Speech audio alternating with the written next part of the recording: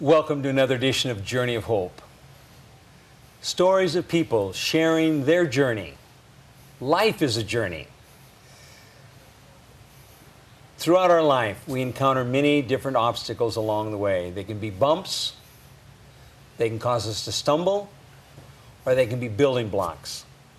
I really think it's a matter of whether we're looking up or whether we're looking down. As long as we look up, we learn to trust in God.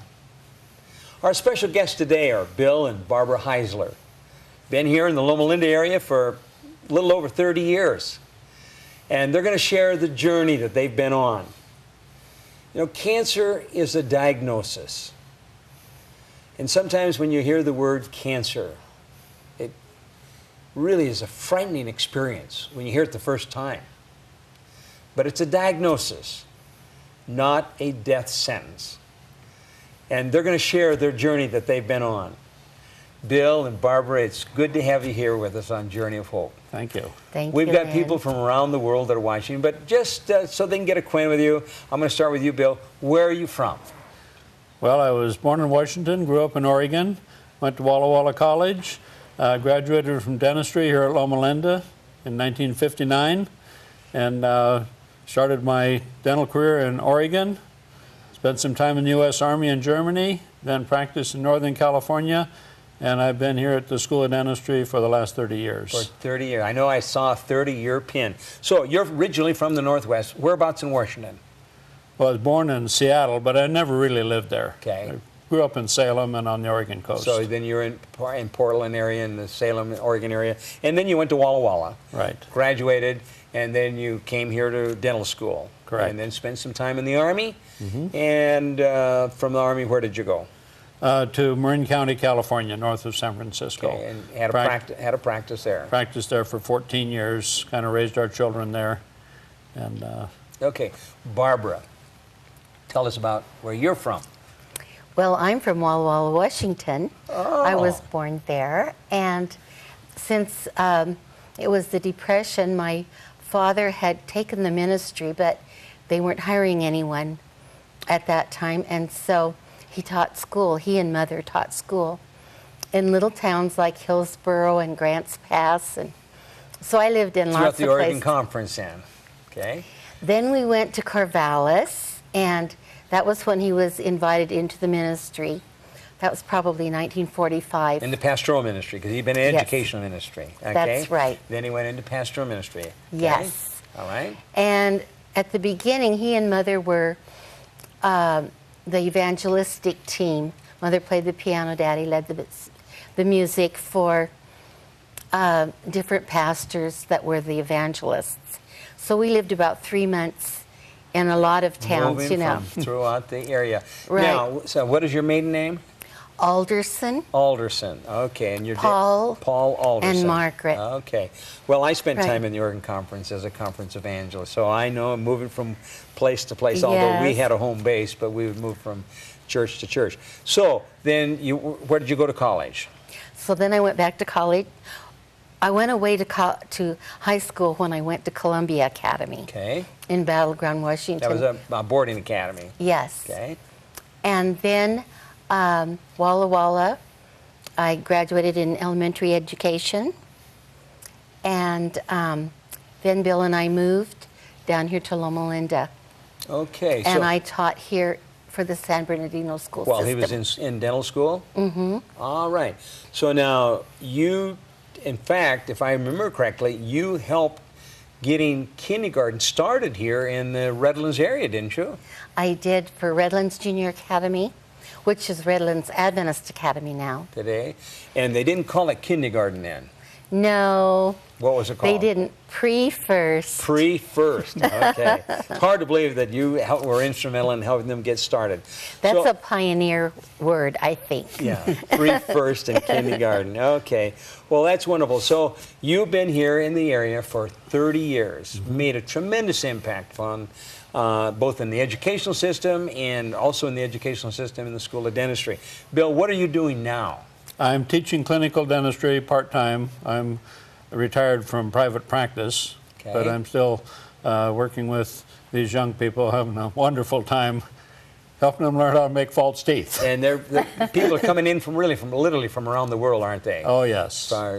Participating here in the dental school. We have wonderful patients, Yeah. and some that have been patients for virtually as long as since almost when I graduated. I actually have seen patients in our clinic that were being worked on in our clinic when I was a student back in the 50s. Really? Yeah. Can you That's believe unbelievable. that? Now, and I heard you saying you're teaching some of the kids in school that she had. Oh yeah, she starts them out and I finish And them you're off. finishing them up. Oh, what a great, that's teamwork. Every year I have some students in dentistry that were in her kindergarten class. Teamwork all of the way. Yes. Well, everything's going along fine, and you're both enjoying. How long have you folks been married? 54 years. 54 years. Yes. And how many children? 4, And how many grandchildren? 7. And are the kids around here?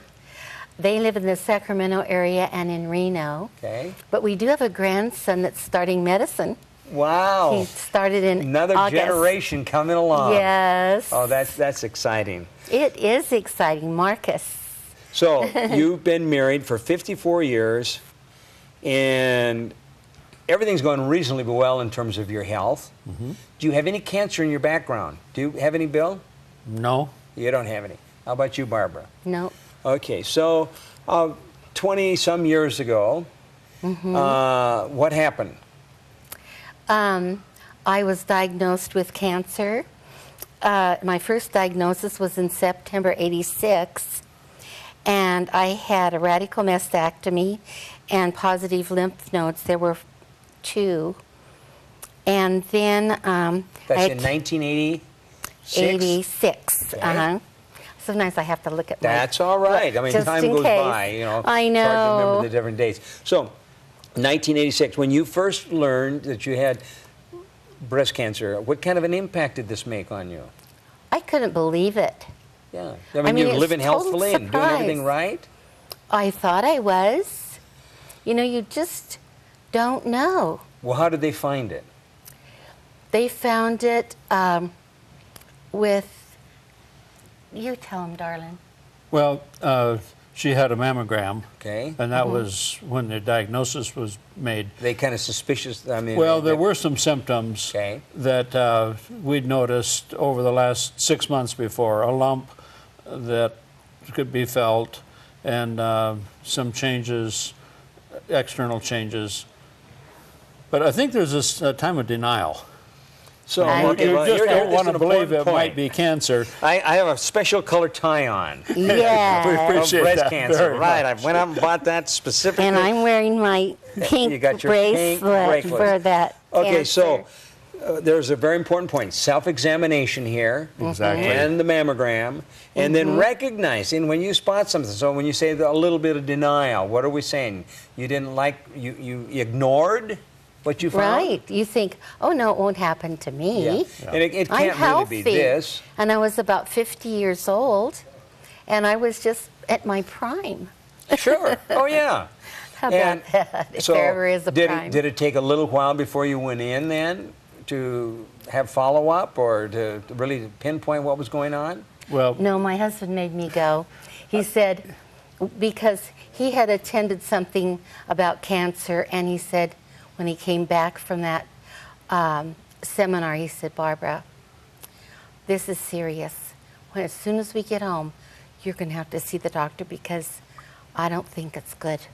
So this provided you an opportunity to kind of nail it down and say, Exactly. hey, we need to go in and find out about this. And when I say we, I do mean that because when you have cancer, it's a family. I mean, It is. The whole family is involved. So Bill's saying, hey, you know, I just came back. I think you need to go in. So you go in. And what did you find out?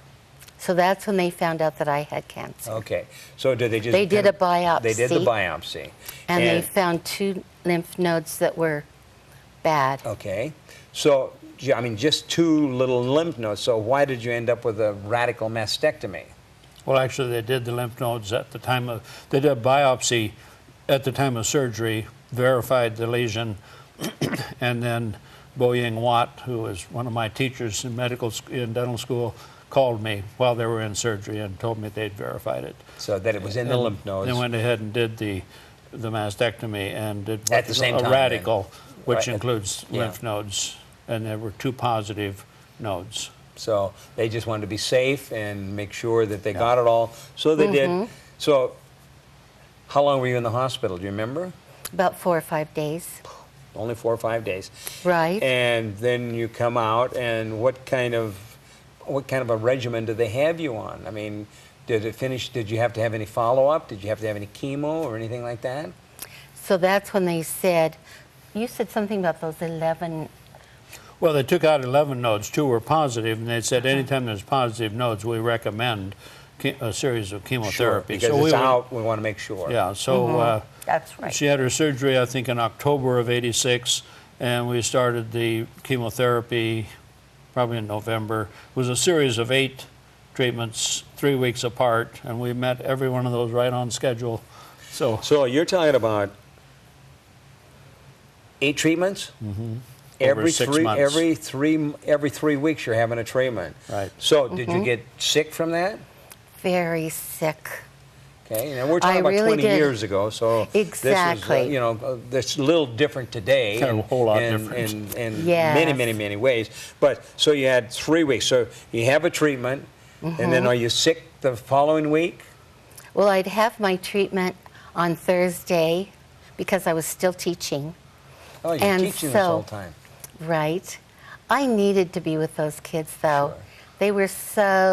They were part of my life and my support group. So I had a lady that was my assistant, and she would take Friday for me, and then Monday. So I had Friday, Sabbath, Sunday, Monday To recuperate. to recuperate.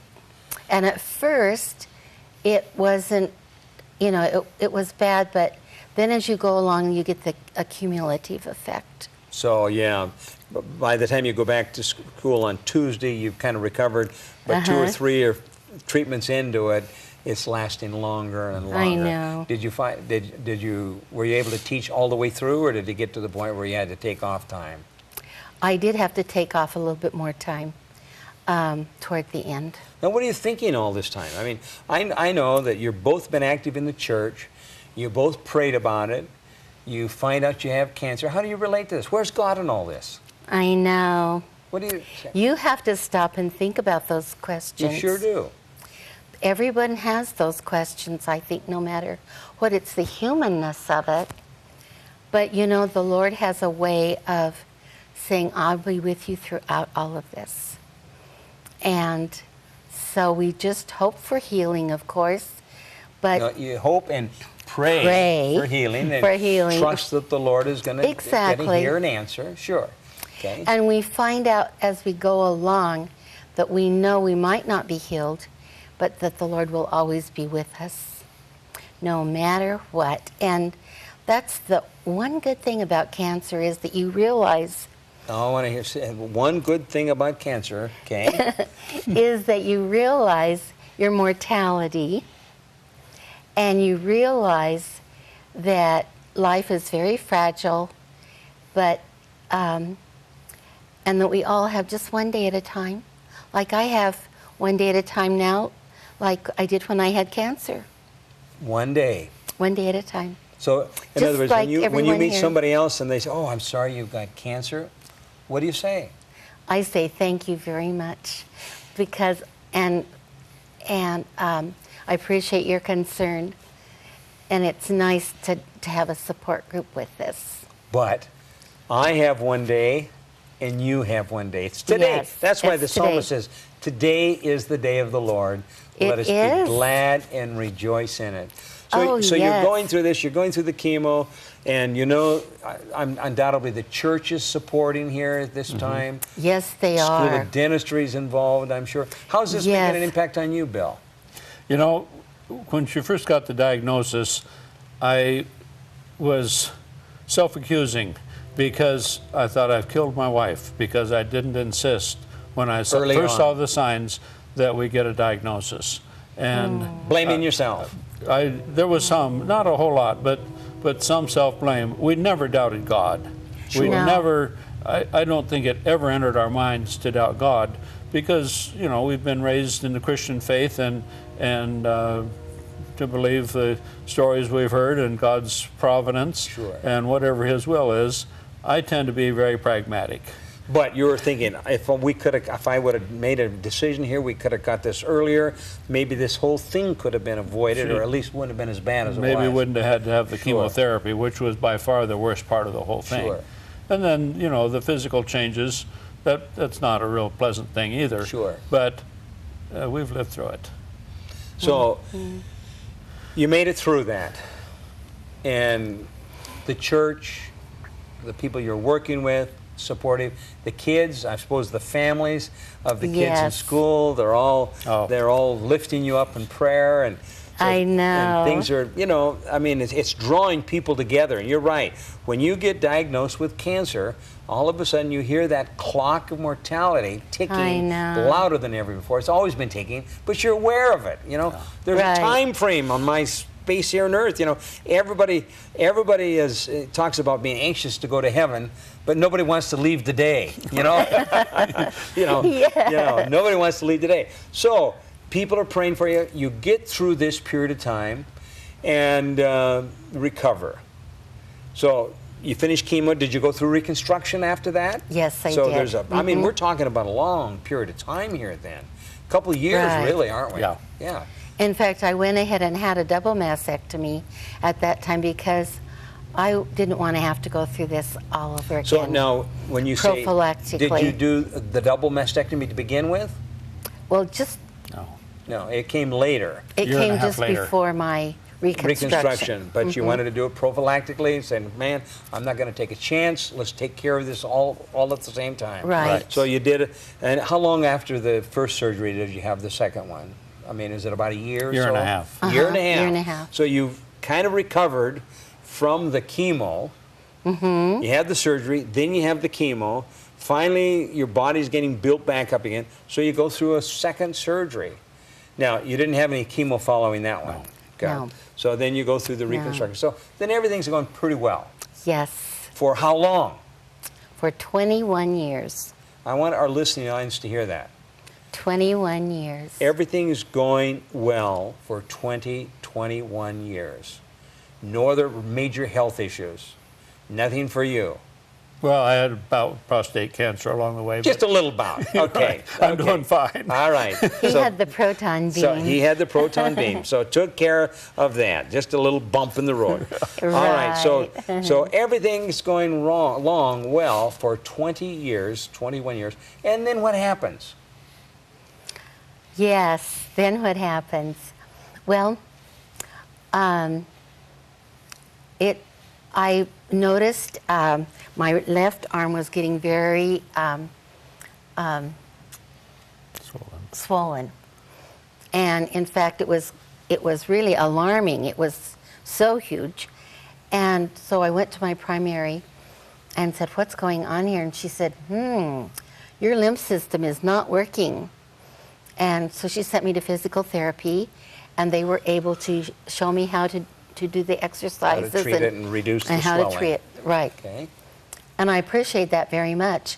But then I started getting bad pains in my belly and my back. And No so relationship to the arm at this point as far as you know. No. But you're able to control the swelling. Now, this is on the left side. Where was your original tumor? On what side? Left side. Left. It was side. on the left side, so same side. But nobody's made the analysis yet or the comparison No. or the, okay. So what happened then? So then, It's these pains in a couple of different areas. so she said, we've got to run this down. She said, how long has it been since you had a mammogram? And I said, oh, at least 20 years, because I don't have anything to take a mammogram of. Had a double mastectomy. Why would I need a mammogram? Why would I be having any Sure. problems? Everything was Good gone. question. And she said, that's a good question. I'm going to send you over here to the FMO and have them run some tests for you. So they did, and the PET scan and the CAT scan, they came up with metastasis to my lungs and my ribs and my spine. And then there was a tumor behind my sternum. So we're talking On the left about side. several areas, a metastasis. They didn't do a mammogram. No. No. Okay, but they did some other testing, and through the PET scan and these other tests, they discovered it's where now? In my lungs Lungs, and ribs ribs, and spine, and spine. as well as this large tumor. And are they saying it's the same cancer, it's just metastasized? Yes, because I asked that. Is this a new thing? And they said, you know, probably not. And then with different tests later, they said no. It was Wow. just a reoccurrence. So how did this impact you? Oh, I was devastated because I told my husband, you remember I said I was never going to do chemotherapy again. In fact, it just kind of does funny things to you. For while I was in treatment, every time I would come down Barton Road to go to the FMO, Bill would bring me every time, and I'd get to the parking lot, and my body would just say, why are you doing this to me? Don't you know that you're killing me? I can't stand this. And as it got worse and worse, at the last two, Bill would just have to pray with me that I could go through with that. So it was just a 'Cause it horrible, was horrible just- experience. But And so see, this was a long time ago, and they had what they called the cocktail. where it's a combination. Yes, of quite a few things. And so they said, you know, we can put you in a study that will be because your tumor is estrogen receptive, we'll give you these blockers. They seem to be working pretty good. And I thought, well, I guess I could do that, of course. So I was praising the Lord that I could do that. And it worked for 2 years. So even though you had this, you're able to praise the Lord because you look like you're a candidate for this special test that's going on. And so it worked for 2 years. Now, when you say it worked for 2 years, did the tumor start to shrink and start to disappear? Okay? So you have 2 years, you're praising the Lord. And my lungs, you know, all of that, it was going dormant. And so everything is looking up and you're praising the Lord. Exactly. And then what happens? So then I get this pain, a bad pain again, this time right in my neck and everything in this area. And so the doctor said, that doesn't sound so good. I don't like that. And sent me to get a PET scan and CAT scans. And they found another tumor. Right? So this thing just doesn't go away. It just kind of keeps coming back and keeps coming back and keeps coming back. But you're a fighter. You're a fighter. And I don't know if I am or not, but I have a lot of people around me that are. Well, you're a fighter. I can tell you're a fighter.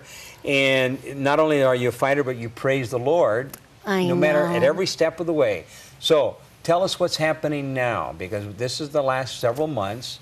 And are you under some kind of treatment now? Well, so then I had to go into chemotherapy, but the doctor told me, I said, I just don't know if I can do that. And he said, it's just one drug, and you shouldn't have the symptoms like we had 24 years ago. So my husband said, let's talk about this, and our family. Oh, sure. And the and kids everybody's and encouraging you to go ahead. Yes. It'll be different this time. And it was. Wonderful. And it was. You know, we have the new cancer center, and that I can't say enough about that, because when I first went for my first treatment, it was up here at the FMO, and they were so crowded in with a whole bunch of things. Now they have the big cancer center and all of these treatment places. It's wonderful, and the people are so supportive. You just feel like you're going to see family every time you go. Well, and that's a very important part of this whole cancer process, Isn't it? Having the support of the family, of the loved ones, of the church, and now you're talking about the support of the cancer center. So I know. You've been involved in treatments. How is it going now? So I'm in remission now. Praise as the of Lord. April 1, or April. We had final tests, and they said, I'm in remission, and I'm on tamoxifen now. Okay. Which is And should be helping so out. it's supposed to hold it. We'll wait and see, you know, what that does. But for now, it's good. And the one thing I do want to say is that even if I hadn't been healed, the Lord was in my life through all my church members that were praying and my friends and my loved ones. And I knew that I was in a good place, and it was just up to the Lord in this journey of mine. Whenever He says that's as far as we're going to go now, that's as far as we're going to go. So your trust is in Him, and you know this is a journey Yes. you're both on together, hanging Absolutely. on, and I you know. got one day, just like I've got one day, and Yes. he's got one day. And all the That's people you right. meet, they have one day. Well, you know, Right. Barbara, it's a thrill to listen to how God has been guiding and directing you. And you know, there's been some ups and downs. You think things are going Yes. fine, and for a while they are. God's hearing your prayers. He's hearing the prayers Yes. of others. And I don't know why He doesn't heal instantly, but I know that God always hears prayers. He always answers them in the right way at the right time. That's And again, right. for our listening audience, Bill and Barbara are a marvelous testimony of a couple that have been on this journey, struggling and rejoicing and praising the Lord as they've gone through this cancer together. We don't know what the future holds, but we know who holds the future. That's right. For our listening audience, just this week, I know that some of you have received some sobering news. You don't know which way to turn. You don't know what's going to happen. But I can tell you that God, He's got a plan for you and for your life and for your family. If you look to Him, He will open and close doors that you'll be able to discern His will. And like Barbara and Bill, they have the confidence that God's guiding and directing and leading them step by step. Right. All of us have one day. It's today. Now is the day of the Lord. Today is the day of the Lord. Let's be glad and rejoice in it. Give God an opportunity with your life. He's waiting for you just now. Thank you so much for joining us. Until next week, I'm Lynn Martell with Journey of Hope. Thank you. See you next week. Thank you.